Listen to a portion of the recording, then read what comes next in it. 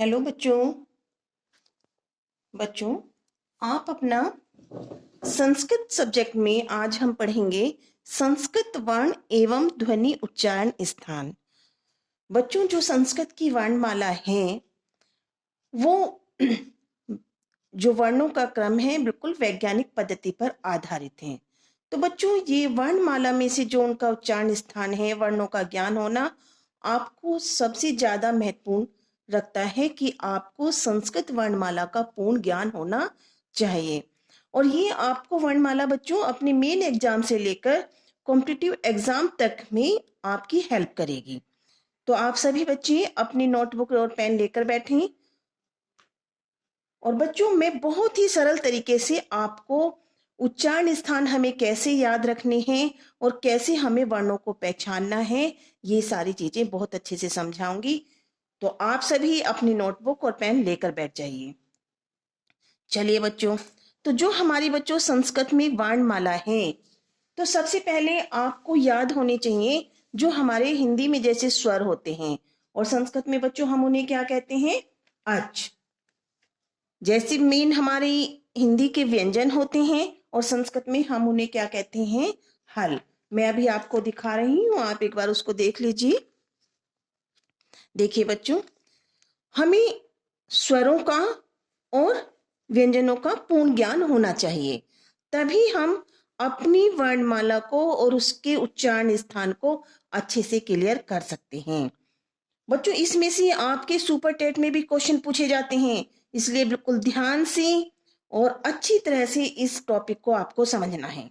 देखिए बच्चों, जो हमारे स्वर हैं जिन्हें हम संस्कृत में अच प्रत्याहार कहते हैं, मैंने इससे पहले वाली वीडियो में आपको बताया है बेटी कि जो हमारे वर्ण हैं, स्वर हैं, या जितनी भी हमारे संस्कृत की वर्णमाला है, वो व्याकरण हमारी कहाँ से उत्पन्न हुई है। तो जो हमारे 14 महेश्वर सूत्र हैं, मैंने इससे पहली वाली वीडियो में बताए हैं, तो हमारी पूरी वर्णमाला उन पर निर्भर करती है और उन्हीं से हमारी संस्कृत वर्णमाला का निर्माण हुआ है।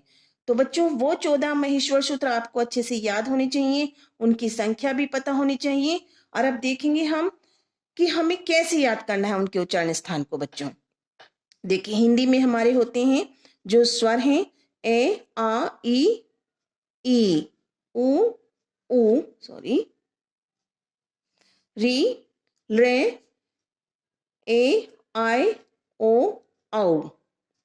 तो बच्चों, यहां तक वर्ण जो हैं आपके, वो आपकी संस्कृत वर्णमाला में अच हैं, यानी स्वर हैं।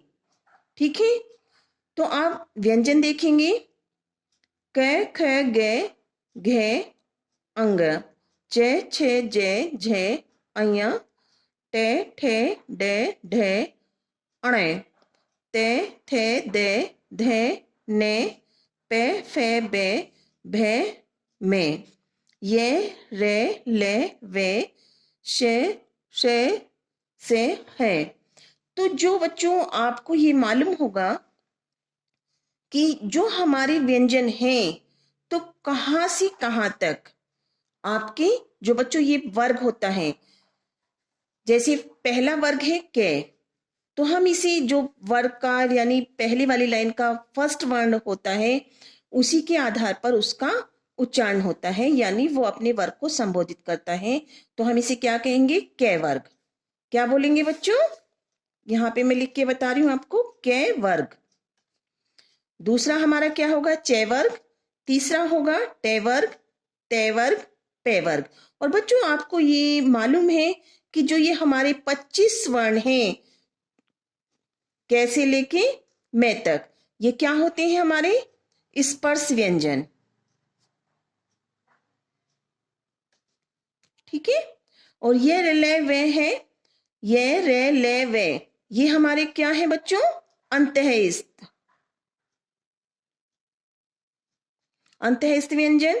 और से षटकोण से सब्जी है, क्या है बच्चों, ये हमारे ऊष्म व्यंजन। तो ये आपको मालूम होगा। अब इसका हमें बच्चों किस प्रकार से उच्चारण स्थान में हमें इनकी हेल्प लेनी होगी, आप ध्यान से देखिए। देखो बच्चों, संस्कृत वर्ण एवं ध्वनि उच्चारण स्थान संस्कृत वर्णों का क्रम वैज्ञानिक पद्धति पर आधारित है। वैज्ञानिक पद्धति पर आधारित है बच्चों, ये ध्यान रखेंगे। और ये क्रम किस प्रकार से है, देखिए सबसे पहले आप अपनी जो टेबल बनाएंगे उसमें सबसे फर्स्ट आप क्रम संख्या लिख लेंगे, फिर वर्ण, उच्चारण स्थान और उच्चारण का जो नाम है वो आप याद रखेंगे। कभी कभी वो हमसे उस उच्चारण जो वर्ग का उच्चारण स्थान है उसका नाम पूछ लेता है। तो देखेंगे बच्चों, हमारा फर्स्ट होता है, आप जब बच्चों उच्चारण स्थान याद करो तो आपको किस प्रकार से याद करने हैं, तो आप इन्हें बच्चों ध्यान से याद करेंगे कि कंठ, तालु, मृदा, दंत, ओष्ठ, इस तरह से सीक्वेंस में याद कर लीजिए कि कंठ, तालु, मृदा, दंत, ओष्ठ, कंठ, तालु, कंठोष्ठ, दंतोष्ठ और मुख, नासिका। अब देखिए हमें कैसे याद करना है कि कौन कौन से वर्ण हमारे कंठ में कंठ के वर्ग के अंतर्गत आएंगे। तो क्रम संख्या फर्स्ट में देखेंगे बच्चों, सबसे पहले हम उठा लेंगे जो हमारे व्यंजन है उसमें से कै वर्ग। फर्स्ट वाला हमने उठा लिया, क्या लिखा है बच्चों यहाँ पे, ध्यान से नोट करते जाएंगे बच्चों, कै वर्ग प्लस स्वर में से हम उठाएंगे अब ए आ, क्या लिया हमने, ए आ, विसर्ग, क्योंकि बच्चों जो विसर्ग का उच्चारण होता है वो किस प्रकार से होता है। देखिए कैसे, जैसे हम लिखते हैं और फल के बाद हम विसर्ग लगा देते हैं बच्चों, तो हम इसको कैसे उच्चारित करते हैं संस्कृत में, फल है, गज है। तो जो विसर्ग होता है उसका उच्चारण है ध्वनि के साथ होता है, तो ये भी हमारा किस में आएगा, कंठ में और है। तो बच्चों ये हमारे कै वर्ग प्लस ए आ विसर्ग और है, ये हमारे कंठ से निकलने वाले वर्ण हैं, तो हम इन्हें कहते हैं कंठ है। क्या नाम है इनका, कंठ है, नोट कर लेंगे। सेकंड पे आते हैं बच्चों, हम व्यंजन जो हमारे स्पर्श व्यंजन है सेकंड वर्ग को उठाएंगे, च वर्ग को, नोट करिए, च वर्ग प्लस ई उठा लिया बच्चों। फिर हम ऊष्म व्यंजन में से लेंगे सैसलजम और अंत है इस व्यंजन का ये। आप ऐसे भी लिख सकते हैं, आप पहले देख लीजिएगा कि हमने ये दोनों वर्ण उठा लिए हैं, ठीक, और च वर्ग लिया है हमने और ई लिया है सेकंड वर्ग में। तो आप ध्यान रखें कि सेकंड वर्ग में हमें क्या लेना है, तालु वाले में च वर्ग प्लस ई, ये को आप पहले भी नोट कर सकते हैं, सैसलजम और ये, तो ये दोनों वर्ण हमने वहां से लिए हैं, अंतःस्थ व्यंजन में से और ऊष्म व्यंजन से। तो ये हमारा है तालु ध्वनियां हैं, तो ये क्या है, इनका नाम क्या है, तालव्य, नोट करते जाएंगे बच्चों। थर्ड यानी तीसरा क्रम में लिखेंगे क्रम संख्या 3, फिर हम अपना टे वर्ग लेंगे, तीसरा वर्ग का जो हमारा वर्ग है तीसरा टे वर्ग प्लस हम बच्चों अब यहाँ पे देखिए स्वर में से ऊ और ऊ को हम छोड़ देंगे, क्योंकि ये हमारी किसी ओष्ठ से निकलने वाली ध्वनियां हैं जिसमें हमारे यानी होठों की, जिन्हें हम ओठ बोलते हैं, उनकी आकृति पर निर्भर करता है उच्चारण। ऋषि लिया है बच्चों हमने, फिर हमने लिया है श और रे, दूसरे ये जो अंत्यस्थ और ऊष्म व्यंजन के वर्ण हैं वो हमने उठा लिए हैं तीसरे वर्ग में के साथ में। तो ये हो गया हमारा टे वर्ग प्लस ऋषि, षटकोण और रे। तो बच्चों ये कहां से निकलते हैं, उच्चारण स्थान क्या है इनका, मुर्दा, नाम क्या है, मूर्धन्य। तो कभी कभी वो नाम भी पूछ लेते हैं, तो हमें दोनों चीज याद होनी चाहिए। नोट कर लिया आपने, आगे बढ़ते हैं बच्चों।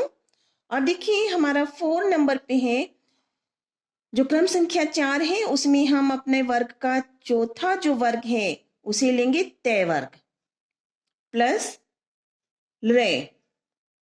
भाई देखिए ऋषि के बाद हमारा स्वर में क्या है, रे, इसको लिया है हमने, और फिर हम ले लेंगे अपना अंत्यस्थ और ऊष्म व्यंजन का तीसरे वाले वर्ण, शे और ले। नोट कर लिया? ये बच्चों इनका उच्चारण स्थान क्या है? दंत। नाम क्या है? दंते। नोट कर लिए? आगे बढ़ते हैं क्रम संख्या 5 पर बच्चों। पांचवा हमारा है पैवर्ग। पैवर्ग के साथ हम लेंगे जो हमारे ऊ और ऊ हैं, ये हमारे ओष्ठ। नोट करिए, और इनका नाम है ओष्ठ्य। हो गया बच्चों? आगे चलिए 6 नंबर पर बच्चों हम लेंगे अब एसेडी और आईसी ऐनक। जो ये हमारी जो स्वर के जो हमारे वर्ण बचे हुए हैं, एसेडी और आईसी ऐनक। ये बच्चों हमारे क्या है? कंठ और तालु दोनों की को स्पर्श करते हुए इनका उच्चारण होता है, तो ये हमारी कंठ तालु ध्वनियां हैं, तो इनको बोलते हैं कंठ तालवे। अब जो बच्चों आगे बचे हमारा ओसियोखली और औसियोरत, ये दोनों, इनको नोट करेंगे आप 7 नंबर पे, ओ और औ। तो इनका जो उच्चारण होता है बच्चों वो कंठ और ओष्ठ।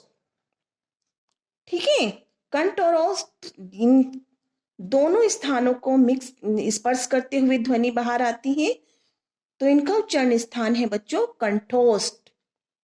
नाम है कंठोष्टे। क्रम संख्या 8 लिखेंगे बच्चों। 8 में बच्चों हमारा है जो अंतः इस व्यंजन का जो हमारा वे बचा हुआ है उसे हम लेंगे वे। इसके उच्चारण में बच्चों दंत ओष्ठ, दंत हमारे दांत और होठ, ठीक है, इनका स्पर्श होता है, दंतोष्ठ है ये वे, और इसका नाम है दंतोष्टे। 9 नंबर पर लिखेंगे बच्चों। दिखाई दे रहा है बच्चों ये क्लियर?